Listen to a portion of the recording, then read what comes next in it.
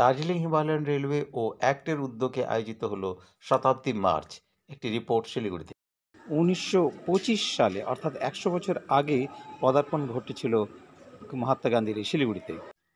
উত্তরবঙ্গের একমাত্র ইউনেস্কো অনুমোদিত হেরিটেজ সাইট হলো দার্জিলিং হিমালয়ান রেলওয়ে।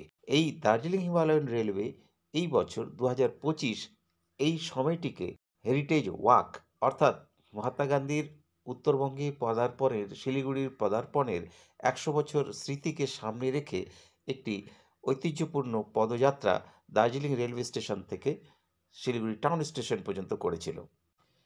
এই হেরিটেজ ওয়াকে অংশ নিয়েছিল শিলিগুড়ি কলেজ সহ পাহাড়ের বিভিন্ন স্বেচ্ছাসেবী প্রতিষ্ঠানের ছেলেমেয়েরা। কি বলছে তারা, কি তাদের অভিজ্ঞতা, কি দেখলো তারা এই হেরিটেজ ওয়াকের মধ্যে দিয়ে, আমরা দেখলাম, শুনলাম তাদের কথা, তাদের অভিজ্ঞতার কথা।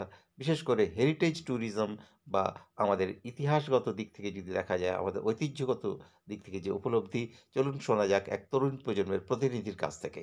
ACT, Association for Conservation and Tourism, and also DHR who organized this program.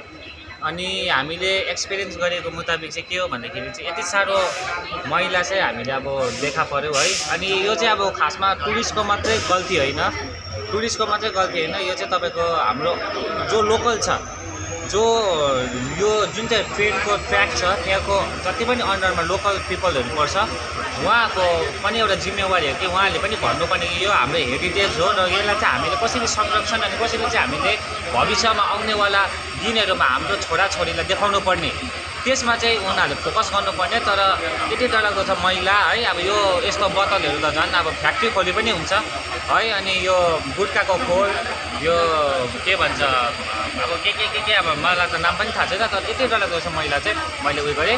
र यति राम्रो यो कार्यक्रम भयो फ्रम दार्जिलिङ टु अहिले यो जङ्सनको यो हाम्रो रेलवे स्टेसनसम्म।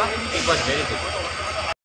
এই ছিল শতাব্দী মার্চ অর্থাৎ হেরিটেজ ওয়াক, গান্ধীজির দার্জিলিং, শিলিগুড়ি তথা উত্তরবঙ্গে পদার্পণের শতবর্ষ পূর্তি উপলক্ষে দার্জিলিং হিমালয়ান রেলওয়ে আয়োজিত হেরিটেজ ওয়াক।